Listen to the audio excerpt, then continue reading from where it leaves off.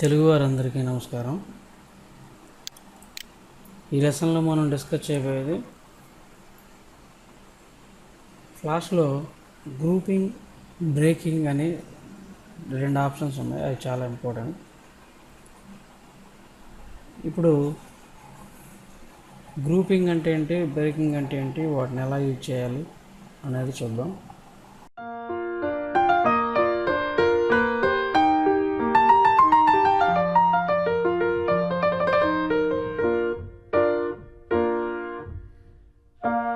నేను ఇప్పుడు ఒక షేప్ డ్రా చేశాను. చూడండి, ఇది షేప్లో ఉన్నది ఎలా ఉందని చూసుకోండి. షేప్లో లేకపోతే కనుక జే అని క్లిక్ చేసి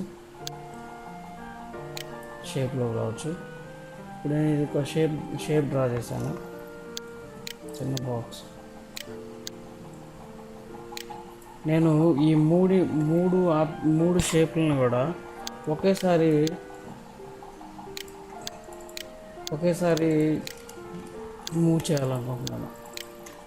అప్పుడు ఏం చేయాలి? ఇలా అయితే ఒక్కొక్కటే మూవ్ అవుతుంది. మూవ్ అవ్వాలంటే దీన్ని ఇలా సెలెక్ట్ చేసుకొని మూవ్ చేయాలి.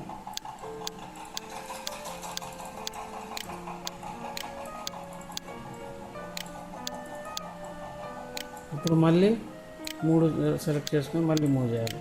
ఇలా ప్రతిదీ సెలెక్ట్ చేసుకొని మూవ్ చేయటం ఇలా కాకుండా నేను స్ట్రోక్ డిలీట్ చేస్తున్నాను.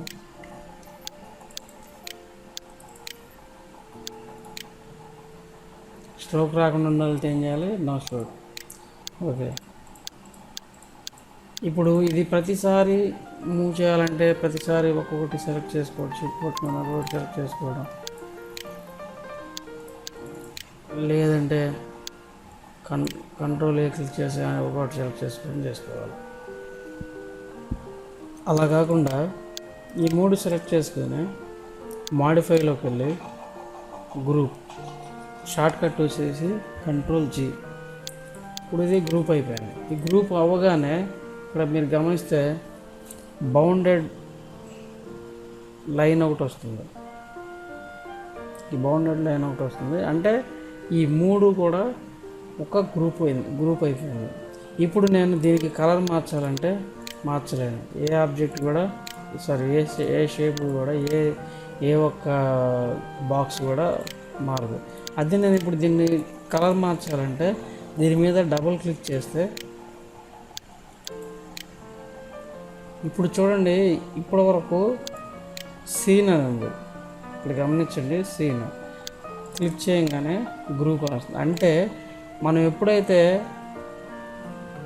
ఈ గ్రూప్ చేసిన ఆబ్జెక్ట్ మీద క్లిక్ చేస్తామో అప్పుడు ఫ్లాష్ అనేది మనల్ని ఎడిటింగ్ మోడ్లోకి తీసుకెళ్తుంది. ఇక్కడ చూడండి, ఇప్పుడు సెలెక్ట్ చేస్తే సీన్ అని ఉంది. దీన్ని డబుల్ క్లిక్ చేస్తే గ్రూప్ అని వచ్చింది. అంటే మనం గ్రూప్లో నుంచి బయటకు వచ్చేసాము, ఎడిటింగ్ మోడ్లో ఉన్నామని ఫ్లాష్ మనకి ఇండికేషన్ ఇస్తుంది అన్నమాట. ఇప్పుడు ఇక్కడ మనం ఎడిటింగ్ చేసుకోవచ్చు. ఈ బాక్స్ సెలెక్ట్ చేసుకున్నాను, కలర్ చేంజ్ చేశాను. ఈ బాక్స్ సెలెక్ట్ చేసుకున్నాను, ఇంకో కలర్ ఇచ్చాను, దీన్ని మూవ్ చేస్తున్నాను. ఓకే. ఇప్పుడు మళ్ళీ సీన్లోకి వెళ్ళిపోయాను, మాడిఫికేషన్ అయ్యింది. కానీ ఇప్పుడు నేను ఈ బాక్స్ సెలెక్ట్ చేసుకున్నాను, కలర్ చేంజ్ చేశాను, కలర్ చేంజ్ కాదు, ఎందుకంటే గ్రూప్లో ఉంది. ఇంకా నెక్స్ట్ ఇది గ్రూపింగ్. ఇంకా నెక్స్ట్ వచ్చేసరికి బ్రేకింగ్. ఇప్పుడు ఇదే బాక్స్, నేను ఇప్పుడు ఐసోలేటెడ్ మోడ్లోకి పోకుండానే దీన్ని డబుల్ క్లిక్ చేసి గ్రూప్ నుంచి బయటకు వచ్చేసి ఎడిటింగ్ మోడ్లోకి వెళ్ళకుండానే నేను దీన్ని కలర్స్ ఎలా మార్చాలంటే ఈ గ్రూప్ని సెలెక్ట్ చేసుకొని మాడిఫైలోకి వెళ్ళి ఇక్కడ మనకి బ్రేక్ అపార్ట్ అని ఉంటుంది. దీనికి షార్ట్ కట్ వచ్చేసి కంట్రోల్ B. ఇది క్లిక్ చేయగానే ఈ గ్రూప్ కాస్త ఇండివిజువల్ అయిపోతుంది, బ్రేక్ అయిపోతుంది. ఇప్పుడు నువ్వు డైరెక్ట్గానే ఇక్కడ చేంజ్ చేసుకోవచ్చు, మాడిఫికేషన్ అనేది జరుపుకోవచ్చు. ఓకే. ఇది అయిపోగానే మళ్ళీ గ్రూప్ చేసుకోవచ్చు. గ్రూప్ చేసుకొని మామూలుగా యూజ్ చేసుకోవచ్చు. గ్రూప్ వచ్చేసి షార్ట్ కట్ Ctrl+G, లేదంటే మాడిఫైలోకి వెళ్ళి గ్రూప్. ఓకే, ఇది ఒకటి. ఇప్పుడు నేను ఒక టెక్స్ట్ తీసుకుంటున్నాను.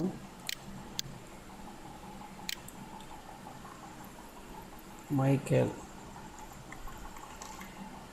ఓకే, టెక్స్ట్లో ఫాంట్ ఒకటి సెలెక్ట్ చేసుకునేది ఒకటి. ఫాంట్ రెగ్యులర్, సైజ్ వచ్చేసి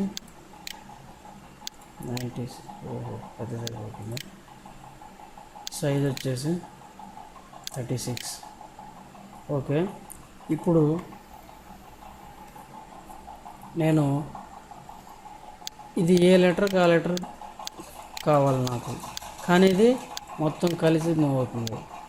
నాకు అలా కాదు, ఏ లెటర్కి ఆ లెటర్ కావాలి. ఏ లెటర్కి ఆ లెటర్ కావాలంటే ఇది దీన్ని ఈ టెక్స్ట్ని సెలెక్ట్ చేసుకోండి. లేదు, ఇక్కడ నేను ఈ ఏరియా వరకు డిలీట్ చేయాలి. ఇప్పుడు ఒక సపోజ్ చూడండి, షేప్ తీసుకొని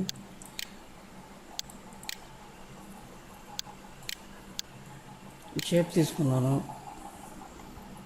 స్ట్రోక్ డిలీట్ చేయండి. షేప్ తీసుకున్నాను. నేను ఈ పోర్షన్ వరకు కొంచెం పైకి మూవ్ చేసి దాని వాటికి కలర్ చేంజ్ చేశాను. ఇలాగే నేను ఇక్కడ ఈ టెక్స్ట్ ర్యాంక్ అనేది ఇవ్వాలి. ఇది ఎందుకు ఎలా చేయగలిగాం? దీన్ని ఒకసారి ప్రాపర్టీస్ చూడండి. ఇది షేపా ఆబ్జెక్ట్ అనేది, అది సెలెక్ట్ చేసుకొని Ctrl+F3. ఇది వచ్చేసి షేప్ కాబట్టి మనం దాన్ని ఎక్కడ వరకు కావాలంటే అక్కడ వరకు సెలెక్ట్ చేసి ఏ పోర్షన్ కావాలంటే ఆ పోర్షన్ సెలెక్ట్ చేసుకుంటున్నాం. దాని కలర్ చేంజ్ చేస్తున్నాం. కానీ మనకి ఇప్పుడు ఇది ఎలాగైతే చేసామో అలాగా మనకి ఇది రావాలి. ఈ మైకేల్ అనేది, ఈ టెక్స్ట్ అనేది కావాలి. అప్పుడు ఏం చేయాలంటే, ఫస్ట్ ఆఫ్ ఆల్ ఇది ఏ లెటర్కి ఆ లెటర్ స్ప్లిట్ చేయాలంటే దీన్ని బ్రేకింగ్ అంటారు. ఇది సెలెక్ట్ చేసిన టెక్స్ట్ లేయర్ సెలెక్ట్ చేయండి. దీన్ని ఒకసారి చూడండి. ఇది ఏంటి? టెక్స్ట్. ఇప్పుడు మాడిఫైలోకి వెళ్ళేసి బ్రేక్ ఏ పార్ట్ Ctrl+B అంటే ఏ లెటర్కి ఆ లెటరు స్ప్లిట్ అయిపోతుంది.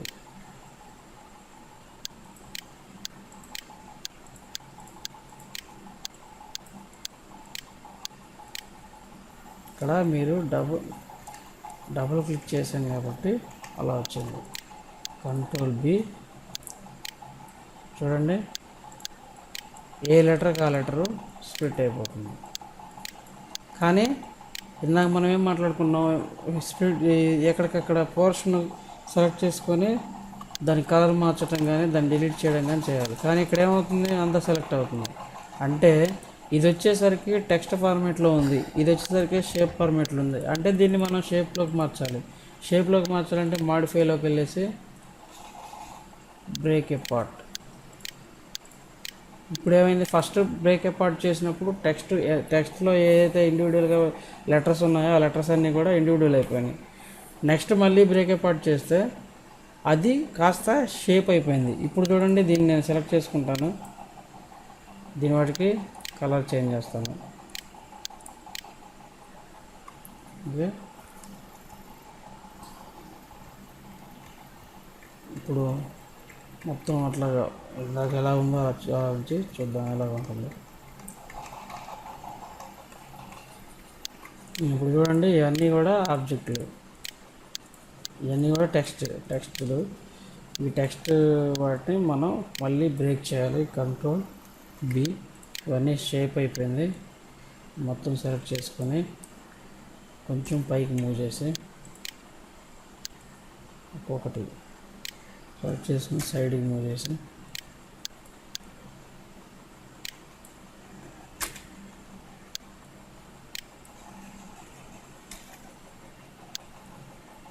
చూడండి, షేప్ని మనం ముక్కలు చేస్తున్నాం. ఈ ముక్క మళ్ళీ మనం కలర్ ఇవ్వచ్చు. అంటే ఒక టెక్స్ట్ లేయర్ని మనం బ్రేక్ చేసి దాన్ని మళ్ళీ షేప్గా మార్చుకున్నాం. షేప్గా మార్చి మనకు కావాల్సిన కలర్స్, మనకు నచ్చిన కలర్స్ దానికి ఇచ్చేస్తాం. చూడండి ఎట్లా కావాలంటే అట్లాగా ఏ కలర్ కాగలరు.